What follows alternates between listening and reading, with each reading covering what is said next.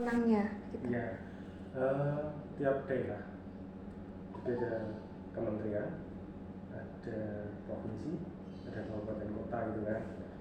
Itu masing-masing ada tujuan aturan di pusat. Permendagri kan, kalau untuk daerah Permendagri. Lalu khusus untuk DIY itu kan kemudian ada muatan keistimewaan, kekhususan yang kemudian ditambahi dengan peraturan gubernur yang penggunaan pakaian tradisional. Nah, itu digabung, lalu di kabupaten karena ada aturan pusat, ada aturan daerah, nah dua-duanya itu dimix. Sehingga ada hari-hari di mana kita menggunakan pakaian dinas sebagaimana aturan pusat, ada keki, ya kan? Ada batik, ada korpri. Lalu unsur daerahnya kemudian ada misalnya batik. Batiknya kita khususkan misalnya kalau di Sleman batik Parijoto. Kalau pakaian adatnya pakai gagrak Ngayogyakarta. Gitu. Ya. Konstelasinya jadi ada aturan pusat, ada aturan daerah. Masing-masing punya aturan. Kalau pusat kan pakai undang-undang Pemda ya. Kalau DIY kan pakai undang-undang keistimewaan. Tapi tidak dibenturkan, tapi dibuat saling melengkapi. Itu konsepnya. Nah, terakhir peraturan gubernurnya kan bilang pada hari-hari tertentu kan? Iya betul. Iya kan? Kalau nggak salah Kamis Pon. Kemudian pada saat peringatan Adeging. Apa sih? Aslinya mana? Sini. Oh sini. Maksudnya Iya betul. Sleman. Asli Sleman? Nggih. Lahir di Sleman? Nggih. Di mana? Di Medari. Iya. Iya. Betul pabrik toh. GKBI. Mungkin. Mungkin. Katanya asli situ. Saya aslinya ibu itu di Triharjo. Ayah Ayah dari Sulawesi. Oh gitu. Betul. Lahirnya di sini. Iya. Terus? Oke. Oh saya asli sini juga Bapak. Mondi. Saya ngangkrek Triharjo Sleman. Mau kira kafe. Ya. Jangan nek butuh apa-apa lagi iki. Ya. Terus? Mungkin nanti kita pembahasannya itu mungkin cuman mencakup mengenai peraturan gubernur nomor 12 tahun 2015 seperti itu Bapak. Apakah Bapak berkenan atau Mbak Titik paham nggak? Enggak. Pergub. Kita kan lebih paham perbubnya ya. gitu. Kalau prinsip besarnya pergub itu kita ngambil muatan tradisionalnya, kita ambil untuk masuk ke peraturan bupati. Jadi kalau bahas detail pergubnya, yo, Oh iya. ya persepsi nanti. Iya. Pandangan sama implementasinya. Oh iya, nanti cuma 2 pertanyaan saja mungkin ya Bapak mengenai pandangan Bapak mengenai pergub ini dan juga implementasinya di dalam wilayah Kabupaten Sleman. Boleh. saja. Nanti yang ditulis jawab Mbak Bu Titik Nusia. Belum. Kan yang mengelola Bukan sekali ya? tata laksana. Oke. Mungkin bisa Ya, langsung kita boleh. mulai ya. Izin. Boleh. Tapi sekali lagi ya, memang kebetulan teman-teman ketemunya bukan yang menangani langsung. Iya, Oke. tidak apa-apa. Oke, baik Bapak. Jadi kan di dalam peraturan gubernur nomor 12 tahun 2015 itu Selamat pagi untuk semua pegawai di lingkungan sekretariat daerah. Maaf ya, sebentar ya. 3 menit. Saat ini kami akan memperdengarkan lagu kebangsaan Indonesia Raya. Mohon menghentikan aktivitas selama 3 menit dan melakukan sikap sempurna. Kita dengarkan bersama lagu kebangsaan. Betul kan, Bu? Datanya dikasih aku baru sekarang. Ya, silakan. ya Bapak. Jadi yang pertama mengenai peraturan gubernur nomor 12 tahun 2015. Nah, itu apakah Bapak melihat ada urgensi begitu Bapak di kalangan ASN sehingga setiap hari-hari tertentu itu harus menggunakan pakaian tradisional seperti itu? Faktor urgensi ya. Iya. Oke, artinya ini urgensi dari sisi pandangan kami selaku ASN adalah peran dalam mendukung keistimewaan DIY. Sekali lagi ada kekhususan yang diambil oleh Daerah Istimewa Yogyakarta berbasis pada undang-undang keistimewaan. Ada beberapa hal yang memang kita akomodir dan kita laksanakan sebagai bagian dari komitmen bersama. Seperti kalau teman-teman pahami, kita juga di sini kan punya Kapanewon, punya Kalurahan, dan itu kan juga bagian dari keistimewaan. Kalau nasional kan harusnya desa, kecamatan gitu ya. Nah ini mirip prinsipnya, jadi kita sama-sama mendukung, mensukseskan, kemudian juga mewujudkan yang diinginkan dari keistimewaan. Salah satunya adalah dalam peran aktif di pakaian dinas sebagai representasi keistimewaan itu, dan juga dari unsur budayanya. Kita ikut menggelorakan pelestarian budaya. Siapa lagi yang akan menggunakan pakaian adat Jawa kecuali pada saat nikahan gitu kan. Nah, jadi pada keseharian tugas pun karena diatur dan merupakan hal yang bagian dari komitmen tadi, kemudian diakomodir oleh Sleman juga untuk diatur juga di regulasi di Kabupaten Sleman yang diterapkan ke semua ASN.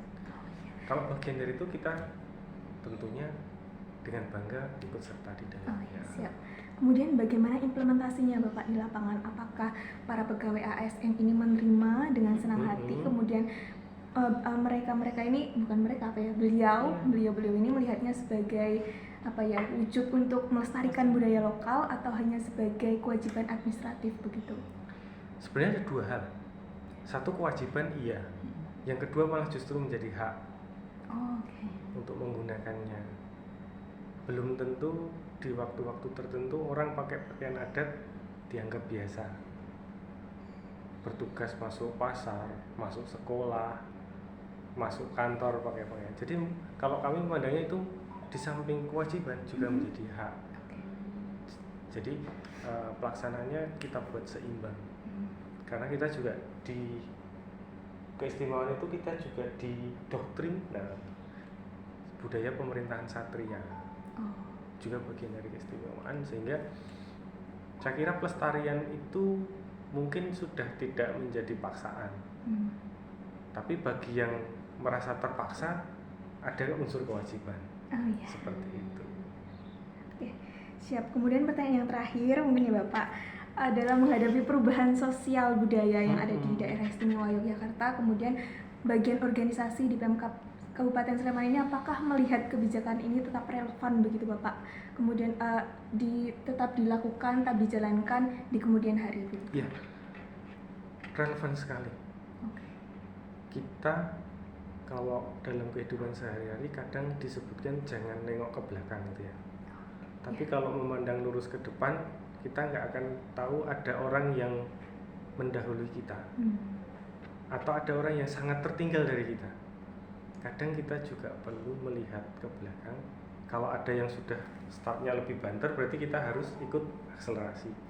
Tapi kalau ada yang tertinggal, maka kita harus membantunya supaya bisa ikut sesuai dengan kita. Nah, di situ fungsi pemerintah.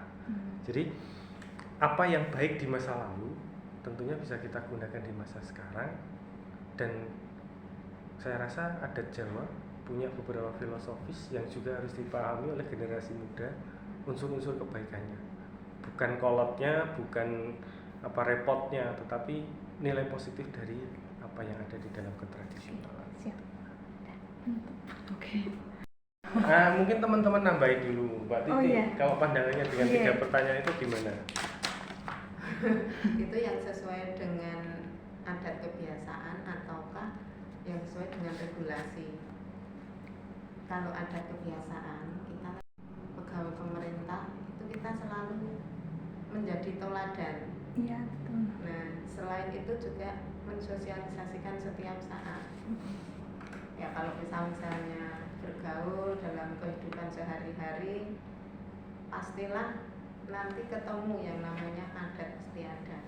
Itu pun sebetulnya kalau di lingkungan kita itu, kalau kita berbahasa Jawa itu pastilah itu kearifan yang kita lestarikan. Apalagi kalau kita menggunakan pakaian Jawa setiap hari Kemis Pon itu sebetulnya diikuti dengan berbahasa Jawa. Sebetulnya itu. Cuman kalau di kita itu ya masih campuran lah. Jadi tidak bisa mau murni memakai bahasa Jawa yang sebenarnya. Kalau dari sisi regulasi yang jelas itu apa yang ada di regulasi gubernur pastilah kita turunkan ke kabupaten. Nah nanti di kabupaten itu kita juga membuat dari turunan Pergub, kemudian Perbub diikuti juga dengan SE biar nanti masyarakat itu tahu. Seperti kita itu kan sebetulnya sudah beberapa kali perubahan terkait dengan peraturan Bupati nomor 53 tahun 2012, 31 2011 kalau nggak salah. Terus kemudian terakhir itu nomor 23 tahun 2023.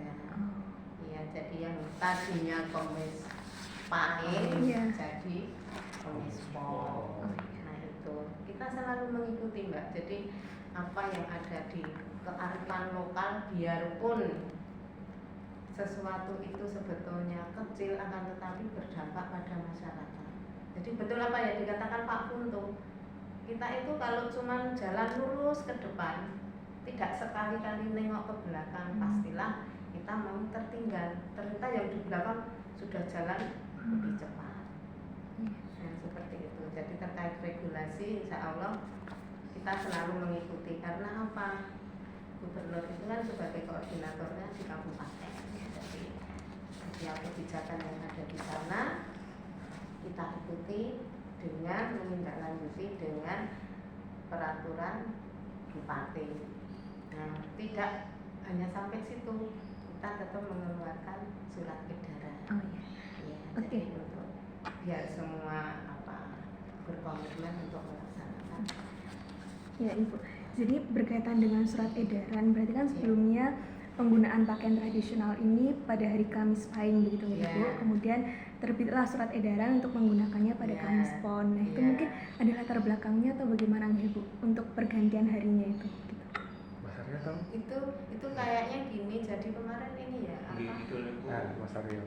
Kalau dasarnya itu sebenarnya awalnya itu penggunaannya itu dimulai dari kota Yogyakarta. Nah kota Yogyakarta itu hari jadinya itu Kamis Pahing. Jadi kan awalnya mulai dari kota Yogyakarta dan diterapkan di seluruh kabupaten kota di DIY. Nah terus setelah melewati sejarah dan melihat sejarahnya itu, terus ternyata lebih tepatnya kalau hari jadi kota provinsi DIY itu di Kamis Pon, jadi makanya dirubah jadi Kamis Pahing dan ke Kamis Pon. Oh iya, siap. Cukup. Itu cukup ditindaklanjuti dengan surat edaran. Oh iya. Udah. Udah.